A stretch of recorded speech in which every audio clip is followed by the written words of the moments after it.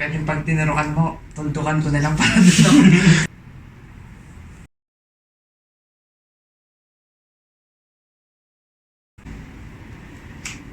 Hi guys! Welcome ulit sa isang panibagong video. Yan, si Kiro ulit ito, isang transman na 8 years on T. So, ine-edit ko ngayon yung shot ng isang kuya natin. Kung bago ka sa channel, ang channel na to is all about me being a transman here in the Philippines. So, any information na nalalaman ko, paano ba yung mga proseso, magkano, saan ba dapat pumunta, dito yan makikita sa may 200 plus videos natin. Actually, nasa 300 na. So, kung interesado ka sa content na ito, ay syempre, subscribe ka, tapos turn mo yung notification para lang kaagad ka ma-update kapag naglabas ako ng bagong video. So, hindi ko na patatagalin. Ito, nasimulan natin itong video na to. Yun, bagong lahat ng to, may nag-chat sa akin. Ray CK, sabi niya gusto niya magpaturok at magpaturo.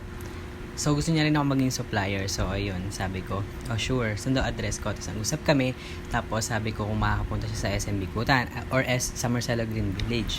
Anyway, sabi ko, 6 to 9 p.m. ang pasok ko. So, kung kaya niya, before or after ng work ko. Tapos, sabi niya kasi, magre-rent siya. So, kung pwede daw ba na ako yung pumunta. Maga pa tinanong niya na sa akin kung pwede magbayad via Gcash. Tapos, sabi ko, syempre, okay lang. Tapos, ayun, nandun na daw sila sa nirerentahan. Tapos, checking of Google Maps tayo dyan. Eh di yun, pwede na daw ba siya turukan, tas bibili daw siya. Good for 1 year. Kaya ayun, doon na tayo sa part na malapit na tayo sa kanya at naligaw pa nga. So, ayan ang oras, no? At ng gabi, naglalakad kami sa daan. Dala na namin yung tea. Tapos, nandito kami sa part ng ilalikod ng SM Bikutan. May nakita pa nga kaming ID. Kuya, kung sino ka man, iniwan namin yung ID mo dun sa may malapit sa guard. So, ayun. Sa likod ng SM Bikutan to, ito yung terminal ng mga tricycle. At ayun si Mark.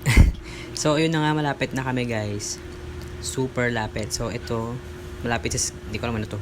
Pero, ayan, salamat kay Mark. Binidyohan niya ako. Ito, yun. Bala na ako ano yun. Anyways, ito yung live location namin. Super lapit na namin. As in, sa kabilang daan, nandun na siya. Di ko lang kung bakit, pero habang palapit kami ng palapit, na-excite ako. So, ayun, kaya tuwan-tuwa ako na makita ko siya. Ayun, nandito kami sa Silverio Suites. At siya ay kumuha ng isang room para sa isang gabi lang. So, ayun, ang ganda pala dito noon. Nakapasok ako sa lugar na to. So, thank you nga pala sa nagbigay ng t-shirt. Kuis Yani, thank you sa t-shirt na to. Ang ganda. Yun guys, welcome. Isang kuya natin, si Kuya R na lang din kasi stealth siya. So, nandito ako ngayon kasama si Mark. Ayan, para, dalhin yung stock niya. Tapos, as well as, tuturuan na rin natin siya paano mag-shot. Ito nga pala ay sa bandang part ng Parañaque. Tapos, ito yung address. So, sasabihin ko na yung address kasi nag-rent lang naman sila dito. Yun lang, hindi ko lang siya papakita yung itsura niya kasi hindi pa siya ganun ka-out or for safety na rin niya. So, ayun, alam naman natin na may kanya-kanya tayong reason kung bakit di tayo out.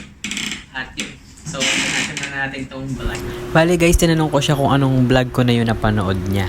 Mga lang, nag-explain ka lang. Kasi yun lang talaga yung tinitingnan ko kung ano yun. Paano mag-inject. Kasi pag nag-shot ako sa iba, hindi ako nasasabi sa mga explainer na video. Nasasabi ko sa mga Masakit ba? na hindi actually mas maano lang sakit, parang lang pagat lang ng dinosaur. Guys, bali ito yung supply testosterone, which is Vivron brand. Merong syringe, tapos merong extra needle. Gagamitin natin yung extra needle na yun para palitan yung nakasalpak doon sa syringe. Yan guys, lahat nga pala ng products dito is galing sa Euphoria Supply. Yan, tindahan ko yan guys. So since 2019, and ayun, sa mga nakabili na, thank you guys. So lalo sa lahat ng mga suki. And yun, na-mention ko lang kasi baka nagtataka kayo saan nanggagaling, saan nabibili, saan pwedeng bilhin. Itong mga makikita nyo supply dito sa video na to. Euphoria Supply, Facebook page. Yun. Kung pwede, nakaligo pa gano'n kasi nakakatulong din siya para ma-relax yung katawan. Tapos, hindi ka gutom, hindi ka puyat, gano'n. So ayun, lilipat natin dito. Ito kasi, beginner ka, pwede mo siyang mabasag kasi hindi mo pa control yung force na pang babaliin mo kasi siya literal. Wala ka talagang pangkat kung gusto mo nang may pang-cutter ka. Ito na lang pang naman. Oo. Pero away from you dapat. Ako nakakabasag pa rin ako nito minsan. Kasi ang dali niya talagang yan guys, lipat tayo kasi baka magkalat yung maliliit na bubog dun sa higaan. Kaya dito natin ikakrak. Ako, Yun. Meron akong video nito para makita mo siya upfront. So, ito lang yung ginamit ko. Pambali. Pag palabas eh. So, dapat kunin mo na siya agad. Kasi huwag mo na siya expose sa hangin.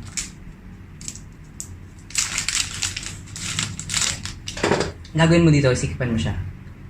Kasi parang meron siyang space. So, okay.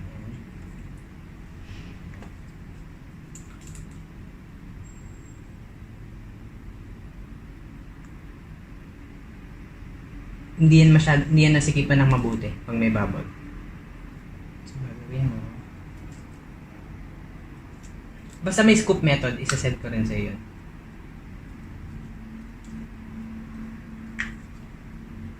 Eh. Hindi mabubble. Dapat kasi walang bubbles, as in, wala kang makikita or at least bago mo siya i-inject, wala. Tatanggalin pa natin ito mamaya.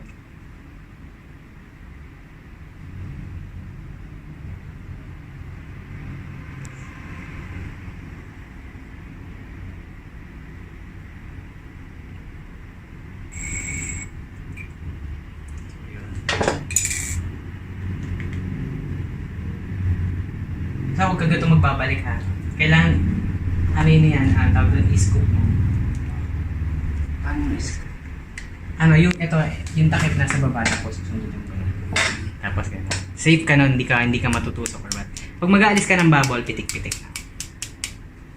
Okay, ang dami pa rin bubble, so ginagawa ko dyan, minsan inaantay ko lang nawawala. Or ikot-ikotin mo ganun. Sobrang dami niyang bubble. As in. Pag ganun, pinapabayaan ko lang, nandiyan na. 10-15 minutes. Para mag-rest. Or bago, manonood ako ng YouTube muna or something. Kasi nawawala siya. Mag-isa. Meron ako nakitang o nga pala nagbablog ako na. Meron ako nakita nito guys, actually, una siya nagpatok sa akin. Tapos nung siya na, may air yung niya, yung, ito may ganito, bawal kasi ito. Ginawa niya, ginanyan niya, at tinusok niya. Hindi nasama lahat ng hangin, pero may sumama. So, buti na lang okay siya. Okay naman siya. So, yun lang. Dapat walang hangin, walang bubble. So, ang gagawin mo lang dyan, bababa mo, so, tutulak mo lang para lumabas yung hangin. Okay lang kahit may mga lumabas yun. So, ayan, may mga bubbles pa rin. Mali. So, pitik-pitik lang. Pwede mo ibaba pa rin. So, ayun, pag make sure mo na walang bubbles, balik mo, patakasin mo na ulit yung mga hangin. So, ayan. Tapos papalitan mo ng mas maliit na needle. Ayan. Ito, mamaya ito 23 gauge. Anyways, ang kailangan mo lang tandaan dito yung taba at haba. So, 1 inch yung haba para umabot sa laman. Kasi pag sa taba yan, hindi siya sa laman talaga na kung masakit yun.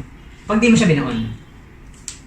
So, kaya 1 inch siya. So, pag bibili tayo din ito, kung bibili ka man sa labas or sa ibang bansa, 1 inch. Para yung number, maliit yun, mas maganda. Kasi, pansin mo to. Pag mas maliit yung number, 23G, mas mataba. Mas masakit yun. So, doon tayo sa 25. Papalitan natin ito. Pwede ibaba mo yan.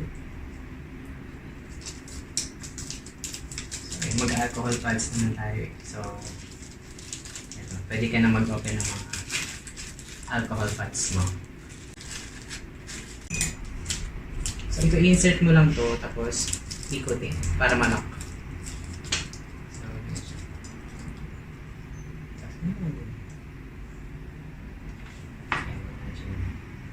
So, so, kaya may baso eh.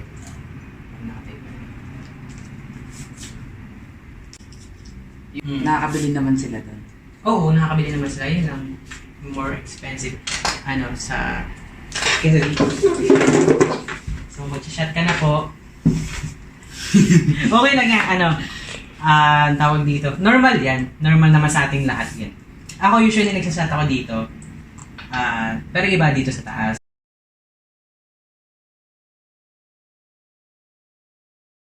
Yung iba kasi dito talaga.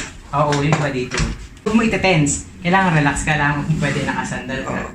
Feel ko kailangan mo sumandal. Tayo yung nerve, hugutin natin. Lilipat tayo ng shot. Ano nasa kabila. Pero yung pag tinurukan mo, tuntukan ko na lang para Doon na lang ulit. Second. Ito na lang ulit, no? Oo. Nararamdaman ka lang na sa una, sobrang talim na sakit kasi nga nabutas yung skin. And then after that, ano na siya, wala na siyang pain pero may mararamdaman kang bigat. Ibig sabihin nasa muscle na tayo nun. So, yun yung normal na mararamdaman mo. Pero hindi naman yun, hindi mo yun sobrang bilis lang. Same as COVID vaccine. Ako nakapag-COVID vaccine. Oo. Mas masakit pa yun. Mas masakit yung... Yung COVID vaccine? Okay. Kung walang nerve. So, yun. Wala na yan. So, yun. Yung i-expect mo. Titingin. Pwede ka naman magtumingin. So, okay ka na dyan? Hindi siya nakatigas, nakatense. So, pag ginaganto ko, normal lang yan. So, huwag ka mag-alala. So, tutusukan ko na. Pwedeng pabigyan mo lang, baka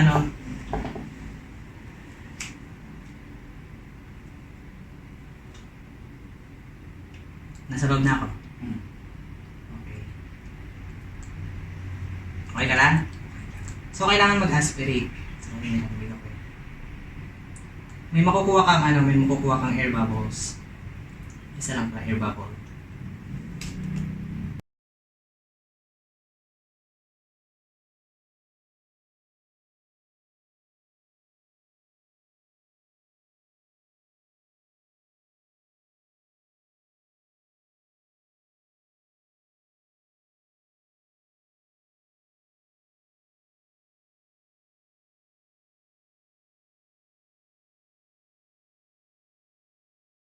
Tapos magano ka lang ng mga 5 to 10 seconds bago mo siya atake. Tapos pag ina-attack mo, palabas lang. Diretso lang ganun. Tapos normal lang yan, may dugo. Minsan wala naman dugo. Pag nag-ano ka ng needle, ganito. Yan. Tapos yun na yun. Wala tayong band-aid. So pag wala kang band-aid, pwede ka naman gumamit. May hot day yan kasi may alcohol. Alcohol to. So, yun lang. Tapos massage mga konting. So, ayan po. Ayan guys. Dito ko siya in-injectan sa taas. Pwede naman dito. Anyways, gawa natin ng Censored separate naman. video yan. Lahat ng yan. Okay ka naman. Kamusta ka naman? Okay naman. Bilisin. Ang bilis lang ba? Nagsasalita ka pag tingin ko nakatusok. Nakatusok. Nagsasalita siya. Sabi Tumusok sa'yo na. Tapos alam mo ginagawa ko, ako lang. Kapag shot ako, maglalakad-lakad ako. Dala ko na yung supply, tapos naturuan ko naman na siya, and then hinahanap ko yung lens, ano pala. Yun, thank you always. Thank you sa pananood. Comment nyo yung mga questions nyo, tapos gawa ng vlog. Thank you ulit kay Mark sa ating nagbibideo kaibigan ko. Kita-kita tayo ulit sa susunod na video.